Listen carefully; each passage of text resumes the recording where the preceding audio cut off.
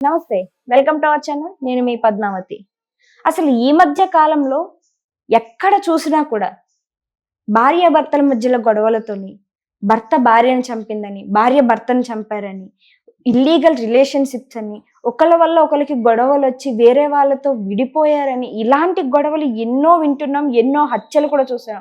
అసలు ఎందుకని కుటుంబంలోని ఇలా కలహాలు వచ్చి ఒకరినొకరు చంపుకునే వరకు వెళ్తారా? ఎందుకు ఇదంతా జరుగుతుంది? మరి ఇలాంటి వాటన్నిటి గురించి మనకి ఎక్స్‌ప్లెయిన్ చేయడానికి సైకాలజిస్ట్ డాక్టర్ మృదుల కపిల గారున్నారు. ఆవిడతో మాట్లాడి వివరంగా తెలుసుకునే ప్రయత్నం చేద్దాం. మీరు కూడా చూసేసేయండి. నమస్కారం మ్యామ్. నమస్తే. బట్ ఎందుకని ఒక అమ్మాయి కావచ్చు, అబ్బాయి కావచ్చు, ఇష్టపడి పెళ్లి చేసుకున్నా, ఇష్టం లేకున్నా పెళ్లి చేసుకున్నా, ఇష్టం లేనప్పుడు ఫస్ట్‌లోనే విడిపోతే సరిపోతుంది. కానీ ఒకరినొకరు ఇష్టపడ్డాము, మేము చేసుకుంటున్నాము అని అనేసి లైఫ్‌ని స్టార్ట్ చేస్తారు. ఒక కిడ్డో లేకపోతే 2 కిడ్స్ వచ్చిన తర్వాత వెంటనే చిన్న చిన్న గొడవలు, మనస్పర్ధలు, విడిపోవడాలు, ఒకరి మీద ఒకరికి కోపాలు, వచ్చేసి అనుమానాలు. ఎందుకని ఇవన్నీ స్టార్ట్ అవుతాయంటారు? లైక్ అంటే వీళ్ళందరినీ పెంచాలి అనే ఒక స్ట్రెస్ బ్రెయిన్‌లో రావడం వల్ల అంటారా? లేకుంటే వీరందరినీ ఎందుకు చూడాలి అనే ఒక మైండ్ సెట్ కూడా వస్తుందంటారా? ఇంగ్లీష్‌లో ఒక సేయింగ్ ఉందండి. People judge others with their own standards. నా స్టాండర్డ్ ఇది. నేను అందరూ అదే స్టాండర్డ్ లో ఉన్నారని అనుకుంటాను. అయితే ఇప్పుడు అనుమానం ఉన్న మగవాడో ఆడవాళ్ళో వాళ్ళు అలా ఎందుకు అయ్యారు? వాళ్ళకి ఎందుకు అనుమానం వస్తుంది? వాళ్ళు ఎయిదర్ అవి ఎక్స్పీరియన్స్ అయ్యారు, లేకపోతే వాళ్ళు చేశారు. ఈ రెండిట్లో ఏదో ఒకటి. సో ఈ రెండిటి నుంచి బయటికి రావాలి అంటే మైండ్ఫుల్ థింకింగ్ ఉండాలి. మీరు ఆలోచించాలి, నాకు కరెక్ట్ ఏంటి? దీనికి అంతటికీ ఒక ఇమోషనల్ ఇంటెలిజెన్స్ అంటారు. మీకు ఒక సెల్ఫ్ అవేర్నెస్ ఉండాలి. అంటే నేనంటే ఏంటి నాకు తెలియాలి, నాకు ఏది ఇష్టము ఏది ఇష్టం లేదు నాకు తెలియాలి, ఎలాంటి టైప్ ఆఫ్ సిచ్యువేషన్స్ నాకు కోపాన్ని లేకపోతే ఆవేశాన్ని లేకపోతే ప్రేమని సృష్టిస్తాయో ఆ ట్రిగర్స్ ఏంటి అన్నది నాకు తెలియాలి. అది సెల్ఫ్ అవేర్నెస్ ఇంపార్టెంట్. అయితే నాకు ఇలాంటిది కోపం ఎక్కువ తెస్తుంది అన్నప్పుడు నేను అలాంటి సిచ్యువేషన్స్ కి దూరంగా ఉండాలి. అంతేనా? అంతే కదా. దాన్నే రెగ్యులేషన్ అంటారు. సో మిమ్మల్ని మీరు రెగ్యులేట్ చేసుకోవాలి. మీరు ఎవరి కోసం రెగ్యులేట్ చేసుకుంటున్నారు? బయట వాళ్ళ కోసం కాదు, మీకోసం. అది మీరు అర్థం చేసుకోవాలి. నేను మా ఆయనతో నేను చాలా బాగా ఉన్నాను, కానీ ఆయన ఇలా చేస్తున్నాడు, సో నేను కూడా చేస్తాను అని అన్నాను అనుకోండి, ఎవరు చెడిపోయేది? ఎవరు? చేసినందుకు నేనే చెడిపోతా ఆబ్వియస్లీ. సో ఏం పంతము, ఏంటి ఈగో? మీకు అసలు లైఫ్ అంటే ఎలా ఉండాలని అనుకుంటున్నారు? మీకంటూ ఒక గోల్ ఉందా? ఒక సెట్టింగ్ ఉందా? ఒక కాంట్రిబ్యూటివ్ లైఫ్ స్టైల్ అలవాటు చేసుకోవాలి అనే ఆలోచన ఉందా? మీరు ఒక సిటిజన్ లాగా ఉండాలనుకుంటున్నారా? లేకపోతే ఎలా ఉందో అలా జీవితం నడవని, బతికినన్ని రోజులు బతుకుతాం, చనిపోయినప్పుడు చనిపోతాం అని అనుకున్నప్పుడు మీరు పుట్టడం వేస్ట్. ఒక పర్పస్లెస్ లైఫ్ అది. Purposeless life is waste. Characterless life is also waste. Values, ethics, principles, ఒక బౌండరీస్ సెట్ చేసుకుని మీరు లీడ్ చేసి సక్సెస్ అయిన రోజు మీరు మనిషి. లేకపోతే ఆ మనిషికి ఆ యానిమల్కి తేడా లేదు. ఇప్పుడు నాకు చాలా చాలా ఇంట్రెస్ట్, మా నాన్న అంటే నాకు చాలా ఇష్టం, అందుకని ఒక మూవీ చేశారు కదా అలాగా. నాన్న మీద ప్రేమతో వాడు ఏం చేసినా కరెక్టే అంటే ఎలాగా? అలా ఎలా కరెక్ట్? అవును. మీకు అంటే అలాంటప్పుడు సొసైటీలో ఎందుకుంటున్నారు? అలా ఎవరుంటారు? యానిమల్స్, వైల్డ్ యానిమల్స్ ఉంటాయి అలాగా. సో వైల్డ్నెస్ లైక్ వెళ్ళిపోండి. సొసైటీలో ఎందుకుంటున్నారు? మీరు ఏది చేసినా కరెక్ట్ అని అన్నప్పుడు ఫారెస్ట్ లో ఒక ప్లేస్ పెట్టుకోండి. మీరు ఏది చేసినా ఎవరు అడగరు.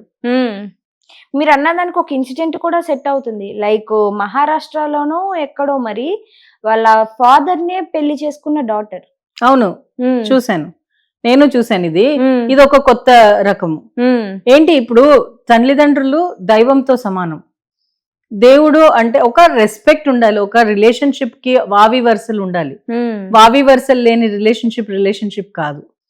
ఏంటి అంతే? మీ ఆప్షన్స్ అంత తక్కువ ఉన్నాయా? ఇంత పెద్ద పాపులేషన్ లో మీ ఆప్షన్ అంత తక్కువ ఉందా? అంటే ఇంకెవరికి దొరకరా? లేకపోతే వాళ్ళ ఫాదర్ ఆమెను మ్యానిపులేట్ చేశాడా? థింకింగ్ ని మ్యానిపులేట్ చేసి ఉండొచ్చు. చుట్టుపక్కల ఇప్పుడు రెబెలియస్ గా ఉండాలి అన్నది అడాలసెంట్ ఏజ్ వాళ్ళది. అదొక ఏంటది ట్రైట్. వాళ్ళకి ఇష్టం. వాళ్ళకి అంటే ఆ టైంలో రెబెలియస్ గా ఉంటారు వాళ్ళు. బికాస్ చాలా చాలా జరుగుతూ ఉంటాయి. Bodily changes, hormonal changes, societal changes, వాళ్ళ పర్స్పెక్టివ్. వాళ్ళు ఇంకా గ్రోత్ 25 ఏళ్ల దాకా మన బ్రెయిన్ ఫుల్ గా గ్రో అవ్వదు. అది ఇంకా వర్క్ ఇన్ ప్రోగ్రెస్, ఇంకా జరుగుతూనే ఉంది. అలాంటప్పుడు అడల్ట్స్ గా మనం వాళ్ళకి సపోర్ట్ చేయాలి పిల్లలకి. ఎలా సపోర్ట్ చేయాలి? గుడ్ ని గుడ్ అని చెప్పాలి, బ్యాడ్ ని బ్యాడ్ అని చెప్పాలి.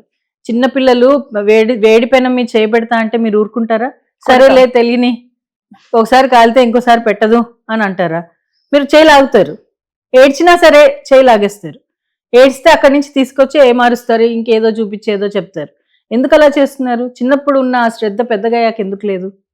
పెద్దవాళ్ళు అయినా సరే వాళ్ళ మీద అలాంటి శ్రద్ధ ఉండాలి కదా పేరెంట్స్ కింద. సరే పేరెంట్స్ అలా చేయట్లేదు, ఫ్రెండ్స్ ఉన్నారు, ఫ్యామిలీ మెంబర్స్ ఉన్నారు, సొసైటీ ఉంది. సొసైటీకి ఒక బాధ్యత ఉంది. ఎలా అయితే ఒక ఫ్యామిలీ నుంచి ఒక బాధ్యత గల సిటిజన్ వస్తాడో, సొసైటీకి కూడా అంతే బాధ్యత ఉంది అలాంటి సిటిజన్స్ ని తీసుకురావడానికి. సో దానికే రూల్స్ రెగ్యులేషన్స్. 24 గంటలు నేను నేను నేను నేను అక్కడే తిరుగుతూ ఉంటే మీకు ఎక్కడ కాంట్రిబ్యూటివ్ గా వస్తుంది? పర్పస్ ఆఫ్ లైఫ్ అనేది ఎలా అర్థం అవుతుంది? ఎవరు చెప్తారు ఇవన్నీ? ఒకవేళ చెప్పినా వాటిని ఎన్ని రకాలుగా క్రిటిసైజ్ చేస్తారంటే సోషల్ మీడియాలో, వాళ్ళు చెప్పే వాళ్ళకు కూడా చెప్పడం విసుగొచ్చేస్తుంది. అబ్బా ఎందుకు వచ్చింది, నాకు ఎందుకు వచ్చింది గొడవ, నేను ఏదో నా లైఫ్ ని నేను లీడ్ చేసుకుంటాలే అనే పరిస్థితికి వచ్చింది. ఇప్పుడు మారల్ గా ఒక మ్యారేజ్ అనేది ఇందాక మనం మాట్లాడుకున్నట్టు ఒక ఇన్స్టిట్యూషన్ అయితే, ఆ మ్యారేజ్ అలా నిలబడడానికి మన పెద్దవాళ్ళు చాలా దోహదం చేశారు. దాని గురించి చాలా ప్రిన్సిపల్స్, ఎథిక్స్, దాని వాల్యూస్ చేశారు. అఫ్ కోర్స్ మిస్టేక్స్ అందరితోటి అయ్యాయి, అప్స్ అండ్ డౌన్స్ అవుతూ ఉంటాయి. కానీ కమిట్మెంట్ అనేది చాలా బాగా నేర్పించారు. ఒక్కసారి మంగళసూత్రం మెడలో పడింది అంటే ఆడది కమిట్ అయి ఉండాలి, మగవాడు కమిట్ అయి ఉండాలి. కమిట్మెంట్ లేకపోతే అది కరెక్ట్ కాదు. అయితే కొంతమంది వితండవాదం చేస్తారు. ఆ దేవుళ్ళకే ఇద్దరిద్దరు వైఫ్స్ ఉన్నారు, నలుగురు వైఫ్స్ ఉన్నారు, ఇంతమంది వైఫ్స్ ఉన్నారు, 8 మంది వైఫ్స్ ఉన్నారు కృష్ణుడికి. దాని వెనకాల ఉన్న స్టోరీ ఏంటి? దాన్ని మీరు అర్థం చేసుకోండి. వాళ్ళు ఎందుకు అలా అయ్యారు? వైఫ్ అంటే నీడ్ నాట్ బి, అసలు దేవుడికి రూపం ఇచ్చింది మనం, అది మనిషి రూపంలోనే ఉన్నాడని ఏంటి గ్యారంటీ? అదొక ఎనర్జీ. సో ఈ ఒక ఎనర్జీ అనుకున్నాం అనుకోండి, ఒక పాజిటివ్ ఎనర్జీ. నేను చాలా బాగా మాట్లాడతాను, నాది పాజిటివ్ ఎనర్జీ. ఈ పాజిటివ్ ఎనర్జీకి 10 పాజిటివ్ ఎనర్జీస్ ఉండకూడదా? నేను బాగా మాట్లాడతాను, నాకు పీపుల్ స్కిల్స్ ఉంది, నేను ఆర్గనైజింగ్ బాగా చేస్తాను, నేను ఈవెంట్స్ బాగా చేస్తాను, నేను మేబీ ఇంకో బాగా రాస్తాను. ఇప్పుడు నా ఒక్క స్కిల్ కి ఇన్ని ఎనర్జీస్ ఉన్నాయి కదా. Why can't you say that instead of saying Krishna had 8 wives? కృష్ణని ఒక ఎనర్జీ కింద తీసుకుంటే ఇవన్నీ different energies which are adding to that main energy. మనం వైఫ్, హస్బెండ్ అని ఒక రూపం ఇస్తే మనుషులకి ఈజీగా అర్థమవుతుంది. అది ఒక స్టోరీ లాగా చెప్తే ఈజీగా అర్థమవుతుందని చెప్పి అలా చెప్పి ఉండొచ్చు కదా. అలా చెప్పినప్పుడు దానికి ఆ సోషల్ కాంటెక్స్ట్, ఆ ఎన్వైరన్మెంట్, ఆ సివిలైజేషన్ కి ఇప్పటికి చాలా తేడా ఉంది. మీరు మీ ఇష్టం వచ్చినట్టు దాన్ని రూపకల్పన చేసేసి దాని కొత్త క్యారెక్టరైజేషన్ చేస్తే అది ఎంతవరకు వ్యాలిడ్? పెళ్లికి ఇదే వచ్చింది ప్రాబ్లం. ఇప్పుడు నా ఫ్రెండ్ ఒక ఆయన అంటూ ఉన్నాడు, మ్యారేజ్ రీహాబిలిటేషన్ సెంటర్ అని పెడతాను అని. దేనికోసం? పెళ్లిని కాపాడడానికి, మ్యారేజ్ అనే దాన్ని కాపాడడానికి. ఎందుకంటే చాలా మందికి అపోహలు ఉన్నాయి నెగిటివ్ అని, చాలా పాజిటివ్ మ్యారేజ్. మీకు ఇందాక చెప్పిన బిలాంగింగ్నెస్ ఏదైతే ఉందో అది మ్యారేజ్లో తప్ప ఇంకెక్కడా దొరకదు. ఇప్పుడు బ్లడ్ రిలేషన్షిప్కి కూడా బిలాంగింగ్నెస్ లేదు, కానీ పెళ్లిలో ఆ బిలాంగింగ్నెస్ ఉంది. మీరే ఆలోచించి చూడండి, ఒక వైఫ్ కానీ ఒక హస్బెండ్ కానీ ఒకరి మీద ఒకరికి ఉన్నంత కమిట్మెంట్ వాళ్ళ అన్న చెల్లెలు, అక్క తమ్ముళ్ళు, అమ్మా నాన్నల మీద కూడా ఉండకపోయే ఛాన్సెస్ ఉన్నాయి. మనం చూస్తున్నాం ఆ స్టోరీస్ కదా. ఎలా వచ్చింది మరి అది? ఆ కమిట్మెంట్ వీళ్ళెక్కడో పుట్టారు, వాళ్ళెక్కడో పుట్టారు, ఆ కమిట్మెంట్ ఎలా వచ్చింది? That is సరెండరెన్స్. ఒకళ్ళకొకళ్ళు సరెండర్ అయిపోయారు పెళ్లి అనే పేరుతో, అండ్ దెన్ వాళ్ళ ఫ్యామిలీ అనే పేరుతో. మీరు ఈ సరెండరెన్స్ ఎప్పుడైతే పోతుందో మ్యారేజ్ ఉండదు. Absolutely no. ఈ మధ్య కొత్తగా ఫ్లాష్ మ్యారేజెస్ అని విన్నారో లేదో మీరు? మొన్న ఐ థింక్ డెక్కన్ క్రానికల్ లోనో ఇందులోనో వచ్చింది స్టోరీ, ఆర్టికల్. ఫ్లాష్ మ్యారేజెస్ అంటే ఇప్పుడు అందరికీ ఒక్కొక్క నార్మ్స్ ఉన్నాయి, అదే బాక్స్ లో ఆలోచిస్తారు కదా. సో అలాంటి నార్మ్స్ ఉన్నాయి. మ్యారేజ్ అనేది ఒక నార్మ్, అంటే సో అండ్ సో ఏజ్ వచ్చాక మ్యారేజ్ కంపల్సరీ అనేది ఒక norm.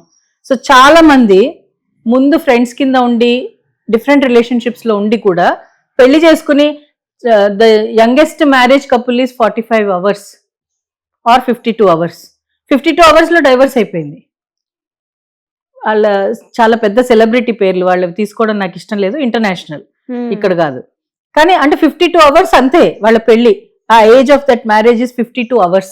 Can you believe it? 100 ఏళ్ళు కలిసి ఉండాల్సిన మ్యారేజ్ 52 గంటలకి స్థిమితం చేసేస్తే, లిమిట్ చేసేస్తే పరిస్థితి ఏం ఆలోచిస్తున్నారు మనుషులు? అసలు ఆలోచన ధోరణి ఎటెళ్తుంది?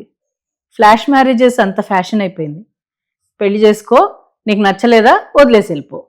డైవర్స్ అనేది లీగల్ గా ఎందుకు పెట్టారు అంటే అట్రాసిటీస్ చాలా ఎక్కువ అయితే, ఒకవేళ వాళ్ళకి పడకపోతే వాళ్ళిద్దరిని ఫ్రీడమ్ ఇస్తే వాళ్ళు అట్లీస్ట్ జనరల్ గా ఉంటారు, ఇంకొంచెం పొల్యూట్ చేయరు సొసైటీని అనే ఆలోచనతో ఇచ్చారే తప్ప అదొక వెపన్ కాదు, టూల్ కాదు మీ ఇష్టం వచ్చినప్పుడు అది వాడుకోవడానికి. అవును, అది ఆడవాళ్ళ